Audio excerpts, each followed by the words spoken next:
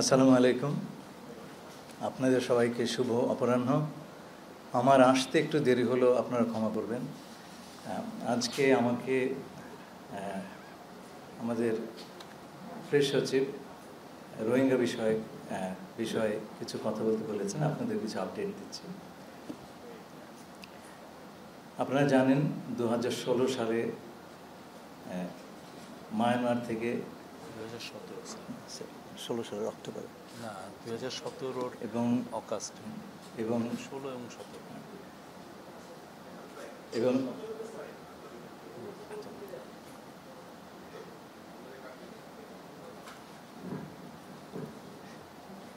আজ অব্দি প্রায় 12 লক্ষ রোহিঙ্গা বাংলাদেশে শরণার্থী হিসেবে অবস্থান করছেন। এই সরকার যখন দায়িত্ব গ্রহণ করে তারপর থেকে আমরা এই ইস্যুটিকে আন্তর্জাতিক এজেন্ডায় পুনরায় তুলে নেবার সর্বাত্মক চেষ্টা করেছি। এর আগের 7 বছর এই ইস্যুটি প্রায় অপসৃত হয়ে গিয়েছিল এবং এরপর বিভিন্ন সাম্প্রতিক ঘটনাবলিতে, বিশেষ করে গাজা এবং ইউক্রেনের যুদ্ধ, এতে করে এই ইস্যুটা আরও পেছনে পড়ে গিয়েছিল। আপনারা হয়তো স্মরণ করবেন যে গত সেপ্টেম্বর মাসে প্রধান উপদেষ্টা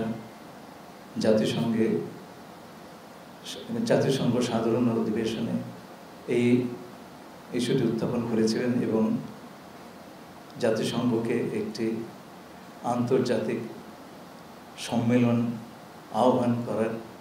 সম্মেলন আয়োজন করার আহ্বান করেছিলেন। সেটা তিনি করেছেন সেপ্টেম্বর মাসে এবং আমরা অত্যন্ত আনন্দিত হয়েছি যে আন্তর্জাতিক সম্প্রদায় এতে সোৎসাহে সাড়া দিয়েছে এবং গত সাধারণ অধিবেশনে জাতিসংঘ এই বিষয়ে একটি উচ্চ পর্যায়ের আন্তর্জাতিক সম্মেলনের সিদ্ধান্ত নিয়েছিল। মোট 106টি দেশ এই সিদ্ধান্ত কো-স্পন্সর করে এবং সিদ্ধান্তটি সর্বসম্মতিক্রমে গৃহীত হয়। একটি জাতিগোষ্ঠীকে নিয়ে একটি পরিপূর্ণ জাতিসংঘের সম্মেলন আয়োজন করা একটা অত্যন্ত বিরল উদাহরণ। সেই কাজটি আমরা সম্পন্ন করতে পেরেছি। আগামী 30শে সেপ্টেম্বর জাতিসংঘ সচিবালয়ে এই সম্মেলনটি অনুষ্ঠিত হবে। আমাদের দ্বিতীয় যে বিষয়টি আমাদের সামনে আমরা বিবেচনা করেছি সেটা হচ্ছে এই সমস্যার সমাধান কি। আমরা প্রথম থেকে ভেবেছি এই সমস্যার সমাধান রোহিঙ্গাদের মায়ানমারে প্রত্যাবর্তন করা, প্রত্যাবাসনই এই সমস্যার সমাধান। আন্তর্জাতিক সম্প্রদায়ের সঙ্গে নিরলসভাবে কাজ করেছি এবং আমি আনন্দিত যে এই ব্যাপারে আমরা এখন একটা আন্তর্জাতিক কনসেনসাসে পৌঁছেছি। আপনারা জানেন জাতিসংঘের মহাসচিব তিনি এসেছিলেন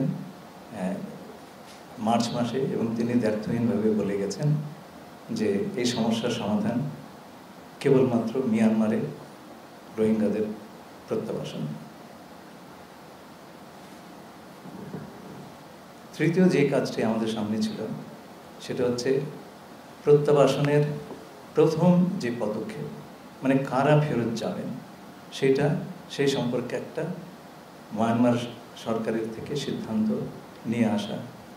2017 সালে বাংলাদেশের সঙ্গে মায়ানমারের একটি চুক্তি স্বাক্ষরিত হয় এবং তারপরে আমরা 8 লক্ষ রোহিঙ্গাদের নাম কয়েক দফায় মায়ানমার সরকারের কাছে পাঠাই ভেরিফিকেশনের জন্য। গত 8 বছর ধরে এই ভেরিফিকেশনের ব্যাপারে কোনো অগ্রগতি আমরা দেখতে পাইনি। গত ফেব্রুয়ারিতে মায়ানমার জান্তা প্রধানের স্পেশাল এনভয়, তার সঙ্গে আমার দ্বিপাক্ষিক বৈঠক হয় এবং তাতে তারা প্রথমবারের মতো ইঙ্গিত করেন যে এই 8 লক্ষ রোহিঙ্গাদের মধ্যে 2.5 লক্ষের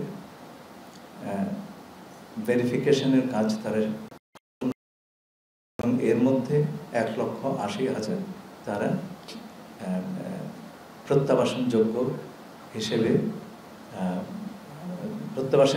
হিসেবে নির্ণীত করেছেন। আর বাকি 70,000-এর সমস্যা ছিল ছবি এবং কিছু তথ্য নিয়ে, সেগুলো তারা আমাদের সঙ্গে বসে নিরসন করবেন।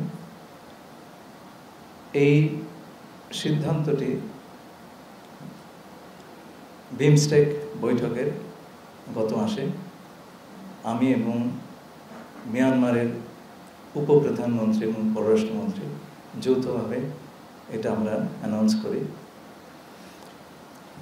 এর ফলে আমরা প্রত্যাবাসনযোগ্য রোহিঙ্গাদের প্রথম তালিকা লাভ করি। কাজ গত 7-8 মাসে সম্পন্ন করেছি, যেটা আগের 7 বছরে হয়নি। এগুলো ছিল প্রত্যাবাসনের জন্য অত্যন্ত জরুরি কাজ। এরপর হচ্ছে প্রত্যাবাসন প্রক্রিয়া, আপনি কিভাবে পাঠাবেন, এবং সেখানে আপনাকে যে বাস্তবতাটা আমরা মুখোমুখি হয়েছে সেটা বিচার করতে হবে। সেটা হচ্ছে মায়ানমার সরকারের দখলে প্রায় 90% রাখাইন আর নেই।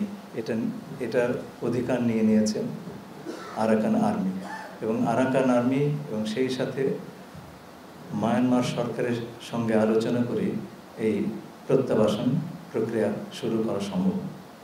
সেই আলোচনা আমরা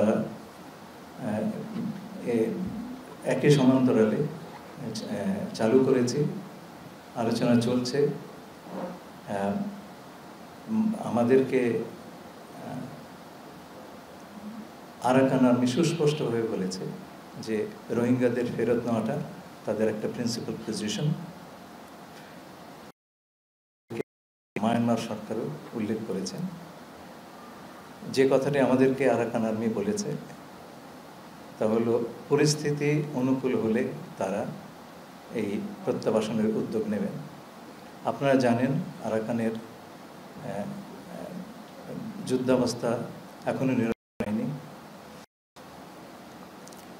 এবং এই বিষয়ে আমরা দুপক্ষের সঙ্গে কথা বলেছি এবং আমরা কিছু অগ্রগতি অর্জন করেছি। একই সঙ্গে আমরা দেখেছি মায়ানমারে, বিশেষ করে রাখাইন অঞ্চলে এক ব্যাপক খাদ্যাভাব, ওষুধের অভাব, এবং ইউএনডিপি রিপোর্ট অনুযায়ী সেখানে এক ধরনের মানবিক সংকট, ভয়াবহ মানবিক সংকট দেখা দিয়েছে। আমাদের একটা আশঙ্কা হচ্ছে এই অবস্থাতে খাবার না পেয়ে, ওষুধ না পেয়ে লোকজন চলে আসতে পারে। বিশেষ করে রোহিঙ্গারা, যারা সবচেয়ে ভালনারেবল অবস্থায় আছেন, তাদেরই আবার চলে আসার প্রবণতা বেশি হতে পারে। আমরা ইতিমধ্যে 12 লক্ষ রোহিঙ্গার ভার বহন করছি প্রায় 8 বছর ধরে। আমরা আমাদের সীমার বাইরে চলে এসেছি, আমার এই ভার ধারণের যে সীমা তার বাইরে চলে এসেছি, এবং অতিরিক্ত কোনো শরণার্থী অ্যাকসেপ্ট করা আমাদের জন্য সম্ভব নয়, এবং আমরা সেটা করতে চাই না। দ্বিতীয়ত, খাদ্য সংকটে রাখাইন সম্প্রদায়ের লোকজনও বিভিন্ন সময়ে আমাদের সীমান্তে এসে খাদ্য এবং ঔষধের সহায়তা চেয়েছেন, এবং তারা যদি আসা শুরু করেন তাহলে তো বিরাট এক সংখ্যায় নতুন ধরনের শরণার্থীর মুখোমুখি আমাদের হতে হবে। আমরা সেটা অ্যাভয়েড করতে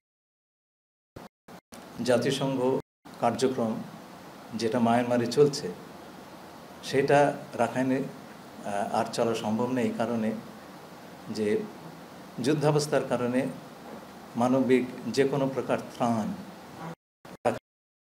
হচ্ছে না। আপনারা জানেন জাতিসংঘ মহাসচিব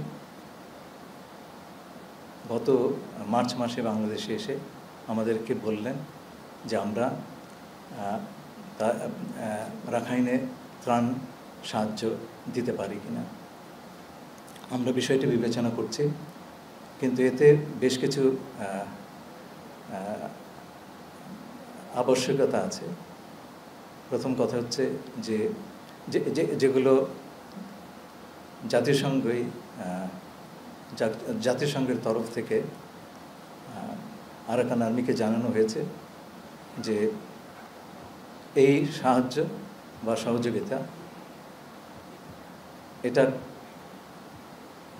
প্রাপ্তির ব্যাপারে বা বিতরণের ব্যাপারে কোনো ধরনের প্রতিবন্ধকতা সৃষ্টি করা যাবে না। এটা নন ডিসক্রিমিনেটরি, তার মানে কাউকে এর থেকে বঞ্চিত করা যাবে না। There will be no weaponisation of aid, এটা কোনো যুদ্ধের কাজে ব্যবহার করা যাবে না। আর আমাদের তরফ থেকে আমাদের শঙ্কা হচ্ছে এই যে আরাকানে যে নতুন যে অ্যাডমিনিস্ট্রেটিভ অ্যান্ড সিকিউরিটি অ্যারেঞ্জমেন্ট তৈরি হচ্ছে, আমরা তাতে রোহিঙ্গাদের অংশগ্রহণের চিহ্ন দেখছি না। আমরা আরাকান আর্মিকে সরাসরি বলে দিয়েছি যে এখন যে অবস্থা আছে, যে ছবিটা আমরা দেখছি আরাকান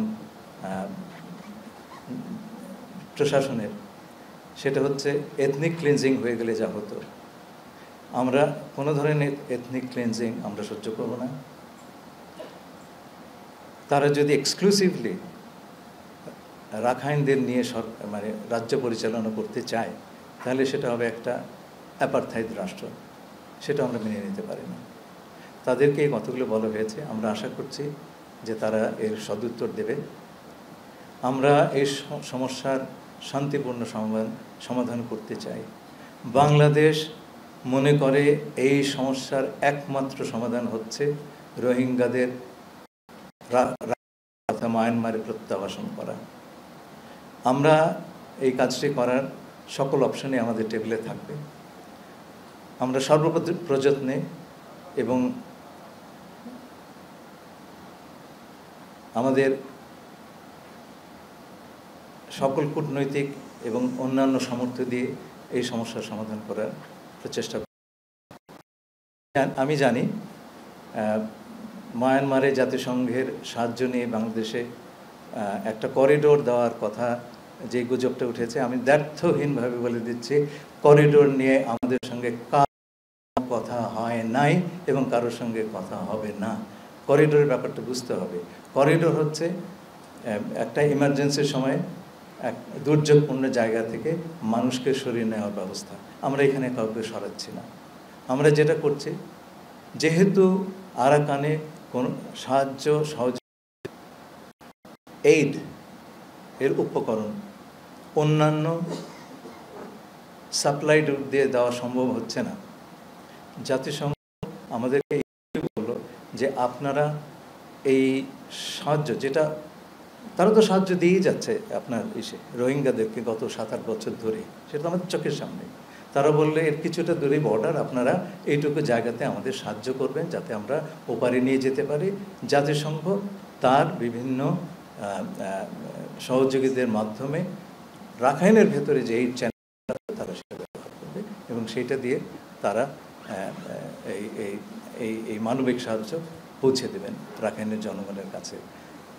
আমি আবারও বলছি, দ্ব্যর্থহীন কণ্ঠে বলছি, এবং আপনারা সেটা প্রমাণ করতে পারবেন, যোগাযোগ করলেই পাবেন। জাতিসংঘকে জিজ্ঞেস করেন, জাতিসংঘের সমস্ত রাষ্ট্রদের জিজ্ঞেস করেন। আমরা করিডোর নিয়ে কারোর সঙ্গে কোনো ধরনের কথা বলি নাই এবং আমরা বলবো না। আরাকানের যে অবস্থা, তাতে করিডোরের কোনো প্রয়োজন নাই। আমরা এই কোনো করিডোর সৃষ্টি করে সেইখানে কোনো ধরনের লোকজনের আপনার যাতায়াতের ব্যবস্থা সেটা করার কোনো এখন প্রয়োজনীয়তা নাই। যেই প্রয়োজনীয়তা আছে সেটা হচ্ছে সেখানে ত্রাণ সম্ভার পৌঁছে দেওয়া। আপনারা জানেন মায়ানমারে ভূমিকম্প হলো, আমরা কিন্তু তাদের রিকোয়েস্টের বা আবেদনের অপেক্ষা করি নাই, আমরা পাঠিয়ে দিয়েছি ত্রাণ। এটাও সেই ধরনের একটা মানবিক অবস্থা এবং আমাদের ধারণা এই কাজটি করতে পারলে সেইখানকার এবং আমরা সেই অবস্থাতে রোহিঙ্গাদের প্রত্যাবাসন নিয়ে আলোচনা করতে পারব। যদি আরাকানের অবস্থা যতদিন অস্থিতিশীল থাকবে ততদিন আমরা প্রত্যাবাসনের কথা বলতেই পারবো না। আর প্রত্যাবাসনের কথা যদি নাই বলতে পারি তাহলে তো প্রত্যাবাসন কৌশল নিয়েও কোনো কথা বলতে পারবো না। সুতরাং প্রত্যাবাসন কৌশলের যে প্রিরিকুইজিট পূর্বশর্ত আমরা সেখানে আসি নাই। অনেকে বলেছেন করিডোরে নিয়ে আপনারা কথা বলছেন, কারোর সঙ্গে আলাপ করেন নাই। ভাই আমরা কী করে আলাপ করবো? যার অস্তিত্ব নেই তার সঙ্গে সে বিষয়ে আলাপ কী করে হয়?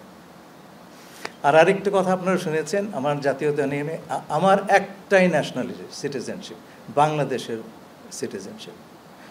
আমি এখানে আসার আগে আমার পরিবারের সঙ্গে আমেরিকায় থেকেছি, কিন্তু আমার কোনো আমেরিকান পাসপোর্ট নাই।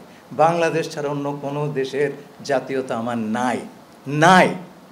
এখন আমাকে যদি বলা হয় যে আপনি জাস্ট বিকজ কেবলমাত্র আমি আমেরিকায় থেকেছি বলে যদি আমাকে বলা হয় আপনি বিদেশি নাগরিক, তাহলে তো কালকে তারেক রহমান সাহেবকে সেই কথা বলতে হয়। এটা তো আমি আবেদন করবো আপনার বুঝে শুনে কথা বলবেন। আমাকে যদি আপনার ঢিল করেন সেই ঢিল কিন্তু অন্যর ওপর গিয়ে পড়তে পারে। আমি যেটা নই আমাকে সেটা বানাবেন না প্লিজ। আর পারলে প্রমাণ করেন, আদালতে গিয়ে প্রমাণ হবে। আমার একটা রাইট আছে তো বাংলাদেশি একজন নাগরিক হিসাবে। আপনারা যদি সেই রাইটটা রেসপেক্ট না করেন, আমি আপনাদের বলছি না, যে কথাগুলি উঠেছে সেটা খুব দুঃখজনক হবে। সেই কথাটি তাহলে যে কোনো লোকের উপর প্রযোজ্য হবে। প্লিজ, আপনাদেরকে অসংখ্য ধন্যবাদ। আমরা প্রশ্ন দিব, আপনার নাম বলবেন এবং আপনার প্রতিষ্ঠানের নাম বলবেন। Thank you. মুস্তাফিজ ভাই, ইয়েস।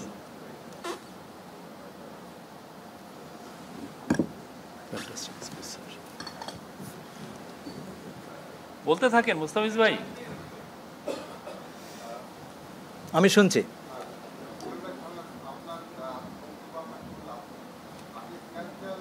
ফিনান্সিয়াল এক্সপ্রেস কাজ করি। আমার প্রশ্ন হচ্ছে, প্রথমত আপনি যে 8 চ্যানেলের কথা বললেন, বেসিক্যালি আমাদের যে কনফিউশনটা তৈরি হয়েছে, আপনি আগেও বলেছিলেন, ইউএন সেক্রেটারি জেনারেল মার্চ মাসে এসেও বলেছিলেন, what the term he use channelling 8। তো 8 চ্যানেল করা আর সেটার সাথে কেউ কেউ হয়তো করিডোর সমর্থক ভেবেছেন, আপনি ব্যাখ্যা করে দিয়েছেন যে এই করিডোর এবং 8 চ্যানেল আসলে এক জিনিস না। কিন্তু এখানে আমার প্রশ্ন হচ্ছে যে এই যেহেতু রাখাইনের সাথে বাংলাদেশ ছাড়াও আপনি জানেন যে ইন্ডিয়ারও সীমান্ত আছে, বা সেক্ষেত্রে ইন্ডিয়ার সাথে ইউএনের কোনো যোগাযোগ হয়েছে কিনা, ভারতকে ছিল কিনা, সেটা একটা মাধ্যম হতে পারে মিজোরাম দিয়ে যাওয়া। প্রথমত এটি। আর দ্বিতীয়টি হচ্ছে যে মানে যখনই সংকট শুরু হয়, আমার মনে আছে 18 সালের দিকে তৎকালীন করেছিলেন, আসলে মায়ানমার শান্তি ভাষা বলতে না, তারা শান্তি ভাষা দিয়ে মায়ানমারকে দমন করা যাবে না বা হবে না। এবং আপনার এটাও মনে আছে যে 2019 সালের দিকে সিনেটের ফরেন রিলেশন কমিটির চেয়ারম্যান ইউএন সিনেটের হিয়ারিং এর সময় বলেছিলেন যে যদি ইউএনএ সাউথ সুদানকে আলাদা করার জন্য ইউএন ম্যান্ডেট দিতে পারে সাউথ সুদানিজদের জন্য, তো সেক্ষেত্রে রাখাইনদের জন্য আলাদা একটা রাখাইন ল্যান্ড কেন করা যায়? তো এই দুটি প্রসঙ্গে আপনার মতামত। দেখুন, প্রথম প্রশ্নটি, মিজোরাম থেকে ত্রাণ সাহায্য রাখাইনে দিবে, তাই তো? তাই যদি দিতে পারতো তাহলে কালাদান প্রজেক্টের কি দরকার হতো? আমাকে তাই বলেন। এটা তো উল্টো যাচ্ছে, সিটওয়েতে আসছে, সিটওয়ে থেকে মিজোরামে যাচ্ছে, তাই না? এখন উল্টোটাই যদি সম্ভব হতো তাহলে কালাদানের দরকার ছিল না, ঠিক না? আচ্ছা, নো, সেই আলাপে আমি তো জানি না জাতিসংঘ কোন দেশের সঙ্গে কার আলাপ হচ্ছে আমাকে বলবে কেন, তাই না?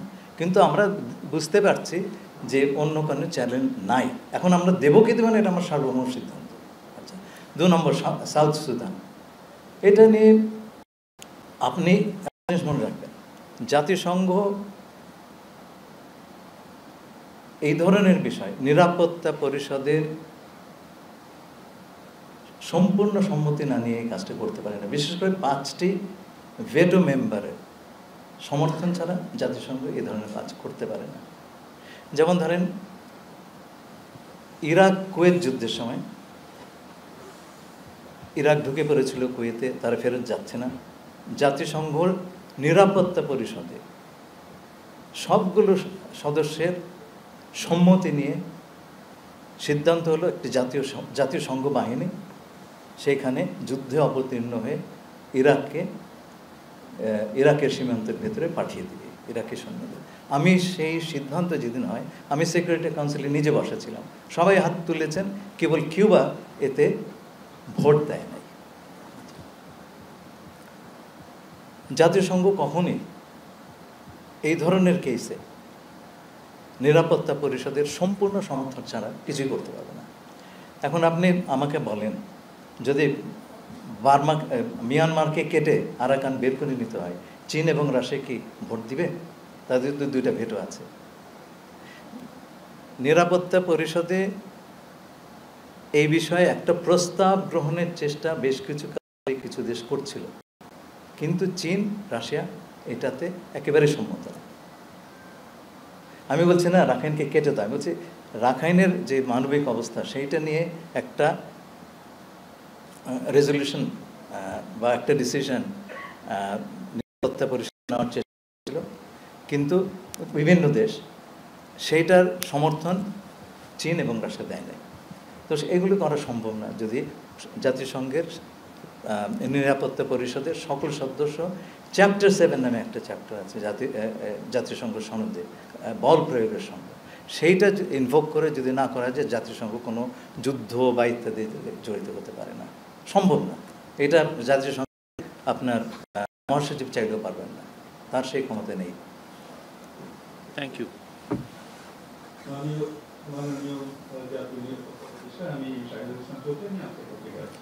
আমার 2টো ছোট প্রশ্ন।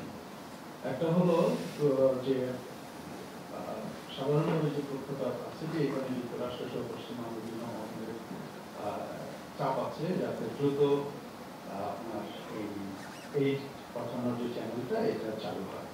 সরকার খুব তাড়াহুড়ো করে চাপের মুখে কোনো সিদ্ধান্ত নিচ্ছে কিনা।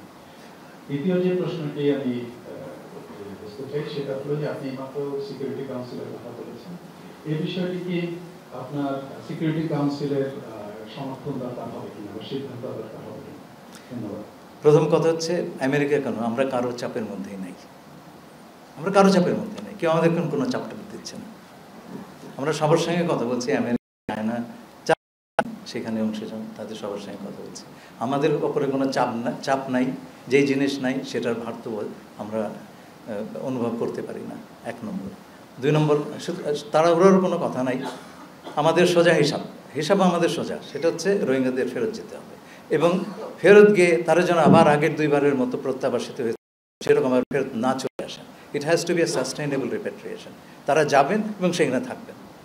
সেই কাজটি করতে হলে রাখাইনের যে আপনার প্রশাসন গড়ে উঠেছে, যে সিকিউরিটি অ্যারেঞ্জমেন্ট গড়ে উঠেছে, তাতে যদি রোহিঙ্গাদের উপস্থিতি না থাকে আনুপাতিকভাবে, তাহলে তারা সেখানে যাবেন কেন? তাদেরকে রক্ষা দিবে। ভবিষ্যতে আবার এটা হবে না সেটা গ্যারেন্টি কে দিবে? কেউ তো দিবে না। আজকে তারা ফেরত গেলেন, কালকে তাদের আবার একটা জাতিগত নিধন করে ফেরত পাঠালো, সেইভাবে হবে না রে ভাই। This has to be a sustainable repatriation. আমরা বারে এই সমস্ত জিনিস ফাজলামি সহ্য করতে পারবো না। They have to go back, they have to stay there, এবং সেই ধরনের কন্ডিশন তৈরি করতে হবে। সেইটা যদি না করা হয় এবং সেই অবস্থাতে বাংলাদেশেরও কেউ যদি এদের ফেরত পাঠায়, সেটা হবে সাংঘাতিক রকম একটা ইররেসপন্সিবল কাজ।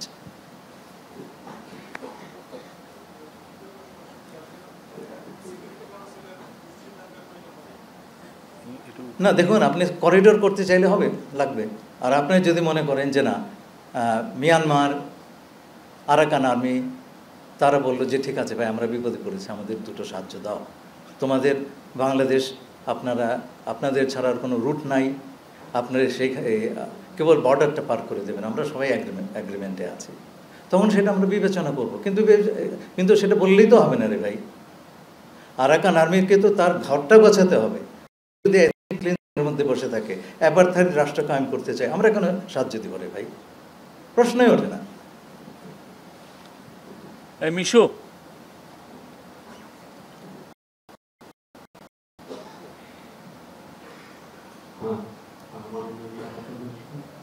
আমার নাম মুসলিম, আমি সমতলায় কাজ করি। আমার মূলত আপনাকে ইন্টারভিউ করা উচিত, তবে আমি খুব ছোট করে কিছু প্রশ্ন করছি। না না, একটা দুইটার বেশি, অনেকে কোশ্চেন আছে, প্লিজ। খুবই পররাষ্ট্র উপদেষ্টা বলেছিলেন যে একটা সিদ্ধান্ত নিয়েছে সরকার, তো এই নীতিগত সিদ্ধান্ত কি আমরা আদৌ নিয়েছি কি নিয়ে এটি আপনি ক্লিয়ার করবেন। এটি একটা। জাতিসংঘের সাথে আমার যখন কথা হয়েছিল তখন তারা বলেছিল যে এরকম একটা চ্যানেল বা ক্রস বর্ডার অ্যারেঞ্জমেন্ট, যেহেতু তারা করিডোর বলছে না, ক্রস বর্ডার অ্যারেঞ্জমেন্টের জন্য আরাকান, মিয়ানমার, বাংলাদেশ সম্মতি প্রয়োজন। এখন সবার যদি সম্মতি প্রয়োজন হয়েই থাকে, তাহলে মিয়ানমার গভর্নমেন্ট কেন হচ্ছে যে তাদের অভ্যন্তরীণ দিয়ে হচ্ছে যে প্রাণ দিচ্ছে না কেন? আর তাও যদি সম্ভব না হয়, তাহলে তৃতীয় পক্ষে এখন মিয়ানমার সরকারের অধীনে আছে, সেখান থেকে কেন দিচ্ছে না? কেন সেটা বাংলাদেশের ভিতর থেকে নিতে হবে? এই এভিনিউগুলো আপনারা হচ্ছেন যে চেক করে দেখেছেন কিনা, এটি একটি প্রশ্ন। প্রথম কোশ্চেনটা ছিল হলো আচ্ছা, ফরেন অ্যাডভাইজারের সঙ্গে আমার তো রোজ কথা হয়। উনি যেটা বলেছিলেন, উনি করিডোর শব্দটা ব্যবহার করেই কিন্তু নিজেকে কারেক্ট করেছিলেন, পাথওয়ে বলেছেন। মুভ, উনি that was a slip of tongue and you have to give him that. আমার স্লিপ হতে পারে, কিন্তু উনি কারেক্ট করেছিলেন এবং সেই কথাটি আর কখনোই বলেন নাই, এটা কিন্তু খেয়াল করবেন। হ্যাঁ, 2 নম্বর কথা হচ্ছে যে নীতিগত সিদ্ধান্ত হচ্ছে আমরা বিবেচনা করব, এর বাইরে না। আমাদের সব কিছুই দেখতে হবে। আমাদের ভূখণ্ড ছাড়া অন্যভাবে যদি দেওয়া যায় তাহলে সেভাবে যাবে। মিয়ানমারে পর্যন্ত যুদ্ধের কারণে কোনো জায়গা খুলতে চায়নি, তাদের জন্য একটা ট্যাকটিক্যাল বা স্ট্র্যাটেজিক সমস্যা হতে পারে। এখন তারা যদি খুলতে না চায়, আমরা তো জোর করে খোলাতে পারবো না, তাই না? আমার তো স্বার্থ আছে। যদি দলে দলে লোক না খেয়ে আমার ঘরে ঢুকে যায় তো মুশকিলের কথা। আমরা বলছি এইটা হবে আমাদের টার্মসে, আমাদের জাতীয় স্বার্থ রক্ষা করে। যদি আরাকান আর্মি, আবারও বলছে, আরাকান আর্মি যদি এথনিক ক্লিনজিং এর পলিসি তারা চালিয়ে যায়, আরাকান আর্মি রাষ্ট্র সৃষ্টির প্রয়াস করে, আমরা যদি তার ইঙ্গিত দেখি, তাদের সঙ্গে আমাদের কোনো ব্যবসা বাণিজ্য নাই ভাই, হিসাব সিধা। মুস্তাফিজ।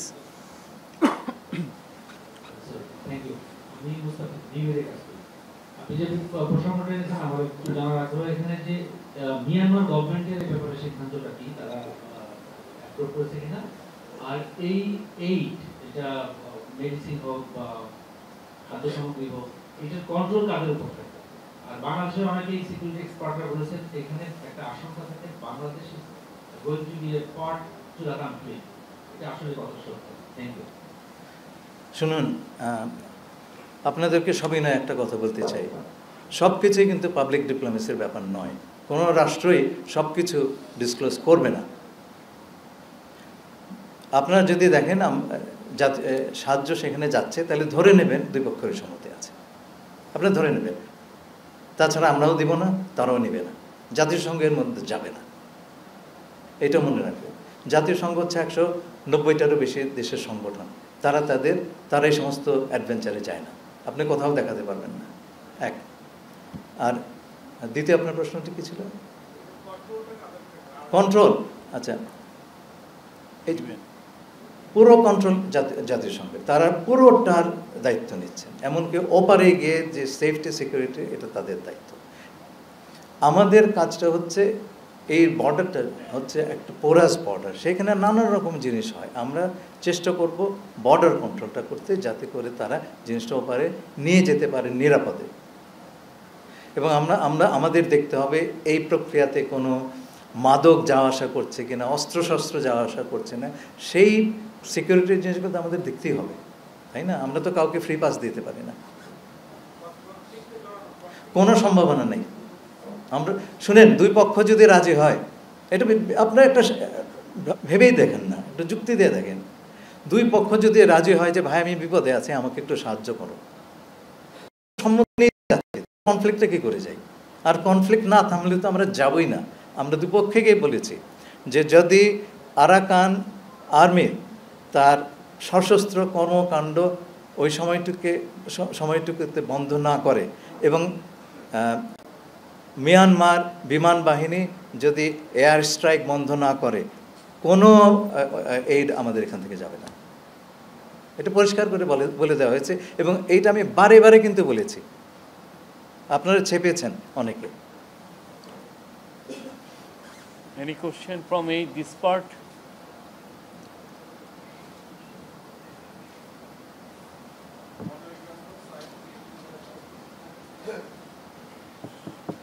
রোহিঙ্গা ইস্যুর বাইরে আমাদের চলমান আইনশৃঙ্খলা পরিস্থিতি নিয়ে প্লিজ ওই বিষয়ে কোনো আলাপ হবে না, এটা রোহিঙ্গার উপরে।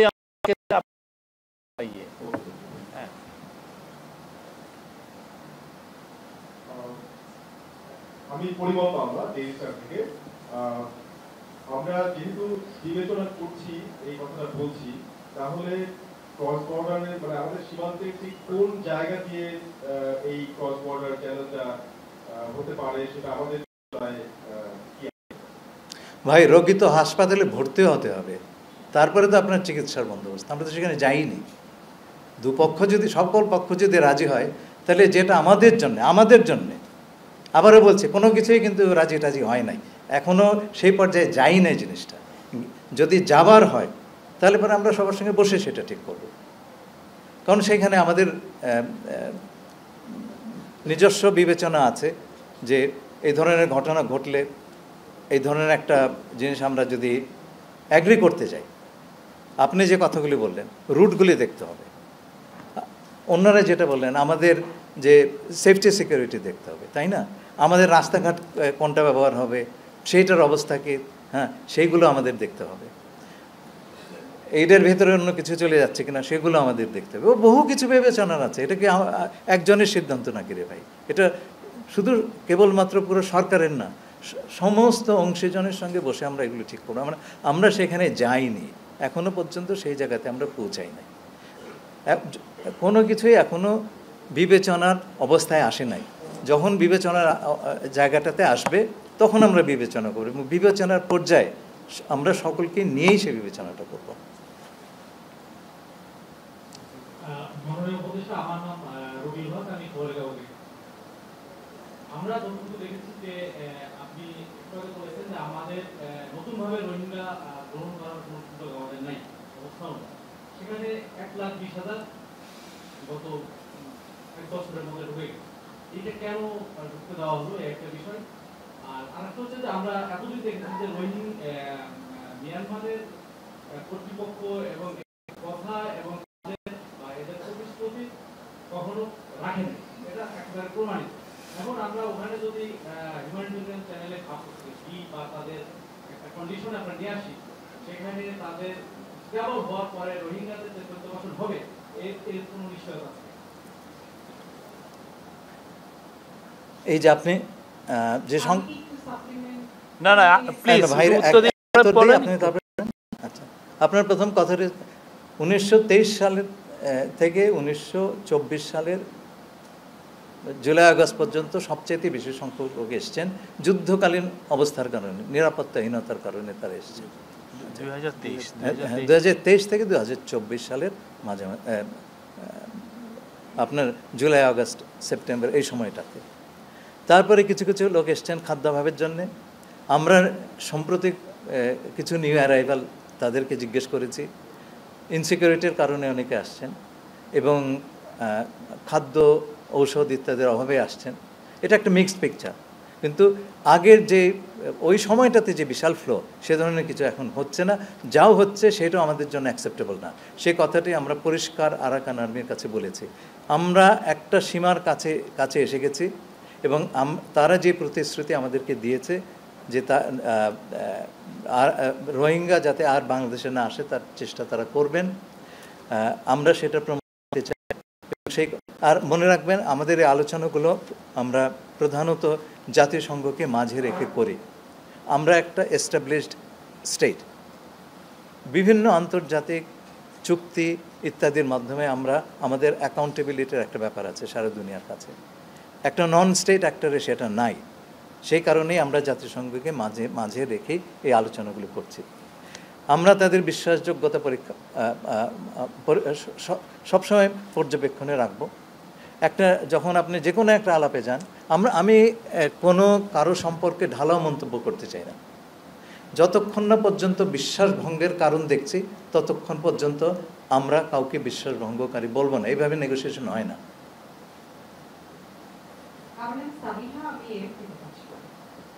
আমি আসলে আমার আগে যে সহকর্মী প্রশ্ন করেছি তারই কিছুটা এক্সটেন্ডেড ভার্সন একটা প্রশ্ন, যেটা হচ্ছে আরাকান আর্মির সঙ্গে আপনাদের যোগাযোগ হচ্ছে, এটা আপনারা একাধিকবার বলছেন। তো আপনারা যে শুভ ইচ্ছা নিয়ে তাদের সঙ্গে কথা বলছেন, আপনি বলছেন যে ঢালাওভাবে কাউকে আপনি অভিযুক্ত করতে চান না, কিন্তু বাংলাদেশ থেকে 200 জেলে তো তারা ধরে নিয়ে গেছে এবং রেগুলার এই কিডন্যাপিং চলছে। আর দ্বিতীয়ত হচ্ছে যে আগের মতো ইনফ্লাক্স নাই, তার কারণ রোহিঙ্গাই তো নাই। এখন তো 3-3.5 লাখ আছে, তার মধ্যে আইডি প্লেয়ার্স 2012 বেশিরভাগ তো অলরেডি বাংলাদেশে চলে এসেছে। তো আপনি এনশিওর করবেন কিভাবে যে আরাকান আর্মির যে বা প্রশাসন সেখানে সত্যিকার অর্থে রোহিঙ্গাদের রিপ্রেজেন্টেশন থাকবে? এরকম কোনো চুক্তি কি আপনাদের মধ্যে হবে যে তারা আমাদের এখান থেকে এই 12 লক্ষ লোক ফেরত নেবে? এরকম কোনো নিশ্চয়তা পাবেন কিনা? আর দ্বিতীয়ত হচ্ছে যে আমরা বিভিন্ন আসলে সার্কুলেটিং অনেক ধরনের গুজব যে এই হিউম্যানিটেরিয়ান এইড চ্যানেল নিয়ে আপনাদের সঙ্গে সেনাবাহিনী খুব। দ্বিতীয়টা আমি বলছি একেবারেই গুজব। সেনাবাহিনীর সঙ্গে আমাদের কোনো পার্থক্য নেই। সেনাপ্রধানের সঙ্গে ইনি আমার বিস্তারিত আলোচনা হয়েছে। এই সম্পর্কে আমরা একেবারে এক সমতলে, একেবারে এক সমতলে। এখানে কোনো ফাঁকফোকর নাই। 2 নম্বর কথা হচ্ছে, আপনি প্রতিপক্ষকে বিশ্বাস করবেন কি করে? আপনি তাকে কিছু কথা বলেছেন, সেই কথাগুলি সে মানছে কিনা? আমরা তো বলছি উই ওয়ান্ট টু, আমরা রোহিঙ্গাদের রিপ্রেজেন্টেশন দেখতে চাচ্ছি। এথনিক ক্লিনজিং কিংবা অ্যাপার্থাইড শাসন এগুলো আমরা মানি টানি না। অ্যাপার্থাইড গত শতাব্দীতে আমরা সভ্যতার পেছনে ফেলে এসেছি। আমরা দেখবো আগামীতে তারা এটা করছেন কিনা, তাদের একটু সময় দিয়ে দেখছি। আপনি তো সময় দেবেন তাকে, কিন্তু সেটা যদি না করে তখন আমরা এটা একটা বিশ্বাসভঙ্গ বা আমরা ধরে নেব এই প্রতিশ্রুতি আসলে ফাঁকা। কিন্তু তার আগে তাই না? Thank you. মাননীয় উপদেষ্টা, আমার নাম আহমেদ রেজা, আমি জম্মু টেলিভিশনে কাজ করি। আমার একটা ছোট প্রশ্ন আপনার 2টা কথার প্রেক্ষিতে। একটা হচ্ছে, আপনি বলেছেন যে অংশীজনদের সিদ্ধান্তে, সকল অংশীজনদের সিদ্ধান্তের প্রেক্ষিতে আপনারা সিদ্ধান্ত নেবেন, এবং শেষ যে প্রশ্নটির উত্তরটি আপনি দিলেন যে সেনাবাহিনীর সাথে আপনাদের কোনো ধরনের মতবিরোধ নাই, বিশেষ করে করিডোর ইস্যুতে। আমার ঠিক প্রশ্নটা এখানে, যে বাংলাদেশের মানুষের মধ্যে যে একটি অ্যান্টি ভাইব তৈরি হয়েছে এই সরকারের প্রতি, সেটি আপনাদের একটা কথার প্রেক্ষিতেই হয়েছে বা নানা কারণে হয়েছে। ফলে এই সংকটটি তৈরি হয়েছে যেটি হয় যে নিজেদের মধ্যে একটি সংকীর্ণতার কারণে। সেই অংশীজনদের কথা বলছেন, আপনার কি ধারণা যে আপনাদের যে অংশীজনরা যারাই রয়েছেন, বাংলাদেশের সার্বভৌমত্ব রক্ষাকারী বাহিনী থেকে শুরু করে আপনাদের বিভিন্ন উপদেষ্টার মধ্যে, তাদের মধ্যে সমন্বয়হীনতা রয়েছে এবং সেটির কারণেই বাংলাদেশের মানুষের কাছে এই ভাইবটি মেসেজটি পৌঁছেছে? আপনার এই প্রশ্নটির উত্তর আমি দিতে চাইনি, কিন্তু আমি এখন দিতে হচ্ছে। আমি আশা করেছিলাম আপনারা এটা খুঁজে বের করবেন। করিডোরের প্রচারণা কিন্তু বাংলাদেশ থেকে ওঠে নাই, এইটা উঠেছে প্রতিবেশী দেশের একটি নিউজ পোর্টাল থেকে। আপনারা খোঁজ করে দেখবেন, আপনারা জানেন। তারা এটা বলছে, তারা এটাও বলছে যে আমরা আমেরিকার সপক্ষে একটা প্রক্সি যুদ্ধ করবো সেখানটাতে জাতিসংঘকে নিয়ে। আরে ভাই, জাতিসংঘ কি যুদ্ধ করতে পারে নাকি নিরাপত্তা পরিষদের বাকি সমস্ত সদস্যদেরকে বাদ দিয়ে? এটা তো একটা সাধারণ প্রশ্ন। আপনি জাতিসংঘ, আমেরিকা সবাইকে টেনে আনলেন, আমরা একটা প্রক্সি যুদ্ধে যাচ্ছি, তার মধ্যে জড়ালো আমি বিদেশি নাগরিক, আমেরিকান নাগরিক। এই প্রচারণাটা কোত্থেকে এসছে আপনার হিসাব করে দেখেন। এটা কি বাংলা? আর এই আমি বলি, আজকে যদি একটা আমেরিকার পক্ষে প্রক্সি যুদ্ধ আরাকানে হয়, ক্ষতিগ্রস্ত হবে কে? এটা আমি আগেও বলেছি, প্রকাশ্যেই বলেছি, ক্ষতিগ্রস্ত হবে কে? তার কিছু বলছে? হ্যাঁ, আমি ইউনিভার্সিটি অফ প্রফেশনালসের একবার সরাসরি বলেছি, টেপও আছে সেটা। হ্যাঁ, তো ওখানে চায়নার সবচেয়ে বড় আপনার একটা অ্যাক্সেস টু ইন্ডিয়ান ওশেন, তার তো এমনিতে অ্যাক্সেস নাই, আরাকানের ভেতর দিয়ে অ্যাক্সেস গেছে। ক্ষতি হবে তো তার আমেরিকা সেখানে গেলে, সে কিছু বলছে? ক্ষতি হবে বার্মার, তার একটা অংশ কেটে নেওয়া হচ্ছে, সে কিছু বলছে? তো মায়ের চাইতে তো মাসির দরদ বেশি। আপনারা বোঝেন না কি কোত্থেকে এসছে? প্লিজ অপপ্রচারের কোনো প্রচার করবেন না। যারা করেছেন করেছেন, এখন বন্ধ দেন রে ভাই। দেশের স্বার্থ বলে একটা কিছু আছে। আমি এগুলো বলতে চাইনি, আমি ভেবেছি যারা বুদ্ধিমান ব্যক্তি আছে তারা এটা নিয়ে দাঁড়িয়ে যাবেন। আমাকে সব কথা কেন বলতে হবে রে ভাই? সরকার সব কথা বলবে কেন? আমাদের তো এই কথাটা বলাটাও তো আমার জন্য সমীচীন নয়, কিন্তু আমাকে বলালেন। সরকারের ভেতর আমার ফরেন অফিসের সঙ্গে আমার I coordinate with Foreign Office on every issue. আর সেনাবাহিনীর সঙ্গে আমি খুব ক্লোজলি কাজ করি, খুব ক্লোজলি কাজ করি। দেখেন ভয়াবহ অবস্থা। আমি গেলাম 18 এপ্রিল রোহিঙ্গা ক্যাম্পে, এর পরের সপ্তাহে কাতারে আপনার রোহিঙ্গা রাউন্ড টেবল, সেখানে আমি রোহিঙ্গাদের মনোভাবটা জানতে গেছিলাম। ফেরার পথে রামু ক্যান্টনমেন্ট পরে সেখানকার কমান্ডার জেনারেল মিনহাজ আমাকে বললেন যে আপনি যদি আমার পাশ দিয়ে যাচ্ছেন এক বেলা চা খেয়ে যেতেন। আমি গেলাম, কারণ 1 লক্ষ এই যে রোহিঙ্গা নিয়ে যে ইফতার হলো, আমার এই কাজটাতে উনি খুব সাহায্য করেছেন। আমি ওনার সঙ্গে চা খেয়ে আধা ঘন্টা ছিলাম, বেরিয়ে গেছি। প্লেনে চড়ে বাড়িতে বসতে বসতে সেই পোর্টালে বেরিয়ে যে আমি নাকি তার সঙ্গে দেখা করতে গেছি এই প্রক্সি যুদ্ধের বন্দোবস্ত করার জন্য। ভাই কি অবস্থায় আছে আপনারা বোঝেন? কতগুলো চোখ আমাদেরকে প্রতিনিয়ত তাড়া করে, এর অবস্থাতে আমাদের কাজ করতে হয়।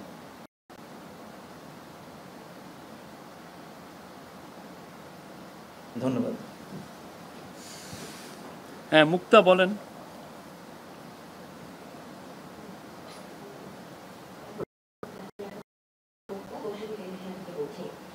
আপনার লাস্ট যে উত্তরটা সেটা দিয়ে আমি কোশ্চেন করতে চাই যে আপনি মিয়ানমার যদিও আমাদের প্রতিবেশী, তারপরে হচ্ছে রোহিঙ্গাদের আমরা ভার বহন করছি 8 বছর। হচ্ছে যে আমরা মিয়ানমারকে বিশ্বাস করতে চাই। গেল 8 বছরও কিন্তু আমরা এটাই দেখেছি যে বিগতের সরকারও কিন্তু বলেছে যে আমরা বিশ্বাস করতে চাই রোহিঙ্গা প্রত্যাবাসন, এবং টাইম তারা দিয়েছে যে রোহিঙ্গা প্রত্যাবাসন করে 2018 সালে যে চুক্তিটা হয়েছে সেই চুক্তিতেও বলেছিল ফেব্রুয়ারিতে তাদের ফিরে যাওয়ার কথা ছিল, তখন আমরা দেখেছি ফেরত যায়নি। এখন পর্যন্ত একজন রোহিঙ্গাকে আমরা ফেরত পাঠাতে পারিনি। আপনিও বলছেন তাদেরকে বিশ্বাসের কথা। প্রশ্নটা করেন প্লিজ। এই ক্ষেত্রে আমি একটু জানতে চাই বিশ্বাসের টাইমটা আসলে কতদিনে আমরা রোহিঙ্গাদের ফেরত পাঠাতে পারবো, এটা একটা কোশ্চেন। আরেকটা হচ্ছে আপনি যেটা বলছিলেন যে এই চ্যালেঞ্জে আসলে কোনো ধরনের মাত্র কথা হয়েছে, এটা নিয়ে কোথায় রুট হবে, কে আসলে দেখবে, এগুলো নিয়ে তেমন কোনো আলোচনা হয়নি। তার মানে এটা কি জাতিসংঘ শুধু মুখে মুখে প্রস্তাব দিয়েছে কিনা, এটার হচ্ছে অবস্থা কি, তারা কি লিখিত কোনো প্রস্তাব দিয়েছে কিনা? কারণ জাতিসংঘের সঙ্গে কথা হয়েছে, তারা বলেছে যে আমরা বোধ পক্ষের সঙ্গে কথা বলে দেন হচ্ছে সিদ্ধান্ত নেওয়া হবে। এইটা আসলে কোন পর্যায়ে আছে, যে কোন দিকে রুট হবে, কার তত্ত্বাবধান হবে, কিংবা কোনো কিছুই এখন পর্যন্ত ঠিক হয়নি। এই বিষয়টা যদি একটু স্পষ্ট করতেন কোন পর্যায়ে আসলে আছে। আচ্ছা, আপনার প্রথম প্রশ্নের জবাব দিই। আপনি কি সত্যি সত্যি মনে করেন যে আমরা দায়িত্ব নেওয়ার আগে there was any serious effort on the part of the government of Bangladesh to resolve this issue? বাংলাদেশের তরফ থেকে এমন কোনো বিশ্বাসযোগ্য উদ্যোগ নেওয়া হয়েছিল কি না 7 বছরে রোহিঙ্গাদের প্রত্যাবাসনে? ইস্যুটা তো মরেই গেছিল ভাই, ইস্যুটা মরে গেছিল, সেটাকে টেনে তুলতে হয়েছে। এমনি এমনি ইউনাইটেড নেশনস দিয়ে দিবে? কতটুকু শ্রম ব্যয় করতে হয় বোঝার চেষ্টা করেন। তারপরে এই কনসেনসাস যে ফেরত যাওয়াটাই হচ্ছে একমাত্র সমস্যা, গ্লোবাল কনসেনসাস আকাশ থেকে পড়েনি ভাই। এই যে 1 লক্ষ, হ্যাঁ, 1,80,000 গত 7 বছর আনতে পেরেছে নাম্বারটা তো দিয়েছে 6 বছর আগে, আর 8 লক্ষের হিসাব আনতে পেরেছে। সুতরাং বিশ্বাস অবিশ্বাসের কথা ওইভাবে বলবেন না। আমাদের তরফ থেকেই তো উদ্যোগ ছিল না কেন সেটা আমি আর বিস্তারিত বলবো না, আপনারা ভেবে নেবেন। সব প্রশ্নের উত্তর আমার কাছে নাই। আচ্ছা, 2 নম্বর কথা, ফেব্রুয়ারিতে আমার সঙ্গে বৈঠক হয়েছে মিয়ানমারের, তারা বলেছে 1,80,000 তারা এটা পাবলিক করবে। আমার সঙ্গে করলো 2 মাস পরে করলো, তো সেটা কথাটা তো রাখলো। তারপরে আমি অবিশ্বাস করে বসবো? বিশ্বাসযোগ্যতাটা প্রমাণ করতে হয় কাজের মাধ্যমে, এর জন্য সময় লাগে। চট করে আপনি বলতে পারেন না যে আমি ওকে আমি বিশ্বাস করি না। এইভাবে ডিপ্লোমেসি হয় না রে ভাই। It's a very very these things will have to be very very carefully handled. Thank you Annie. আমরা শেষ করব, আমাদের আরেকটা প্রেজেন্স আছে প্লিজ। না মিশু, আপনার কোশ্চেন হয়েছে।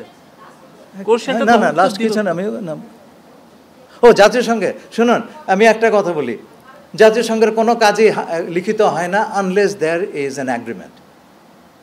আমি তো ওখানে অনেক বছর কাজ করেছি।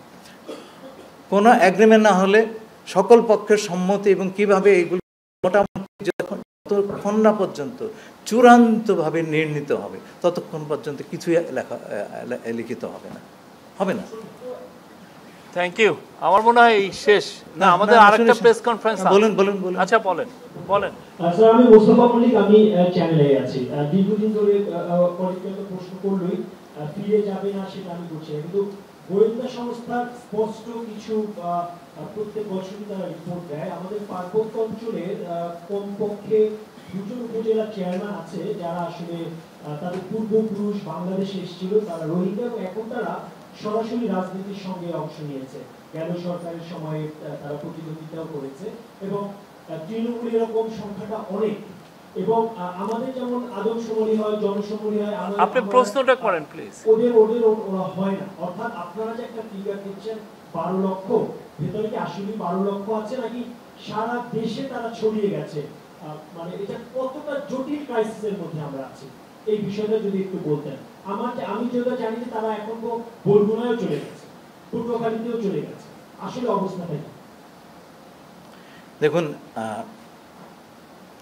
রোহিঙ্গাদের সংখ্যা কত এইটা রেজিস্ট্রেশন এবং এটার বায়োমেট্রিক্স ডেটা ভেরিফিকেশন এটা করে ইউএনএইচসিআর, তারা সেটা করে থাকেন।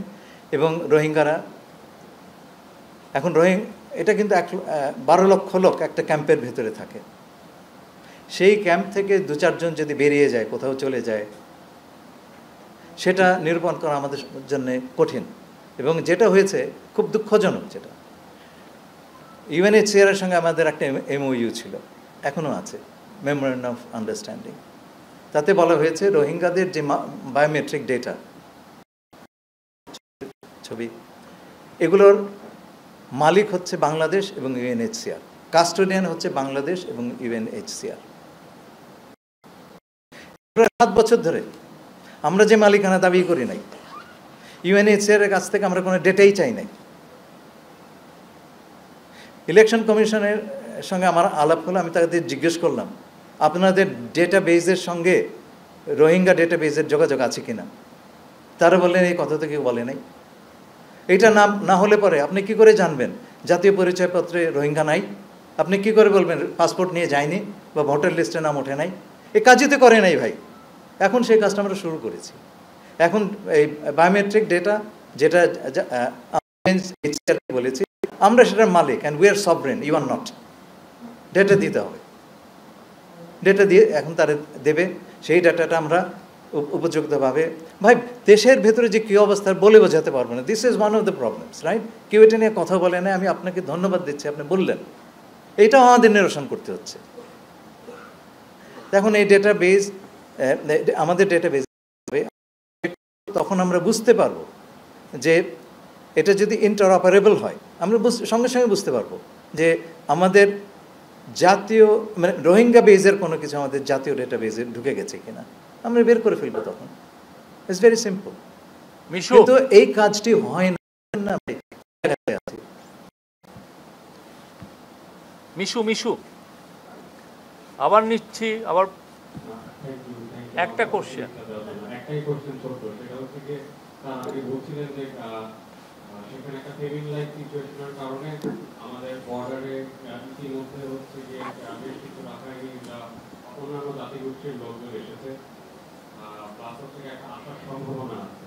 তো আমার কোশ্চেনটা হচ্ছে যে আমরা দেখি যে প্রতি বছর জিআরপি ঘোষণা করা হয় খুব হঠাৎ করে, সেইখানে জাতিসংঘ এখন পর্যন্ত গত 8 বছরে কখনোই সম্পূর্ণ ফান্ড জোগাড় করতে পারেনি। তো রাখাইনে ওইখানকার মানুষদের জন্য যে তারা যে ত্রাণটি নিয়ে যাবে সেটা সম্পূর্ণ দিতে পারবে কিনা। আমার উদ্বেগের জায়গাটি হচ্ছে যে যদি তারা প্রপার ত্রাণ সেখানে দিতে না পারে, তাহলে দেখা যাবে যে উৎস থেকে ত্রাণ আসছে সেই দিকে ওই দিককার মানুষগুলো ছুটে চলে আসবে। এই বিষয়টি আপনারা বিবেচনা নিয়েছেন? একটি পয়সা বাংলাদেশ, একটি পয়সা আমাদের ভাগ থেকে যাবে না। আমাদের জেআরপিতে যেটা বলা আছে, একটি পয়সা থেকে যাবে না। রোহিঙ্গা ঋণের ত্রাণের সামান্যতম অংশ ওখানে যাবে না। It's a completely different arrangement. যদি হয় এটা কিন্তু বিশাল এক যদি। আর 2 নম্বর জেআরপির কথা বলে যে না ভাই, এইগুলি এত তো আমরা এখনো বলতে পারবো না। কি আমরা সেখানে যাইনি তো রে ভাই, আসল জিনিসটাই হয় নাই। বাচ্চাই জন্মায় নাই, আপনি তাকে বোতল দুধ খাওয়াবেন, হয়নি তো। ওকে, থ্যাংক ইউ ভেরি মাচ।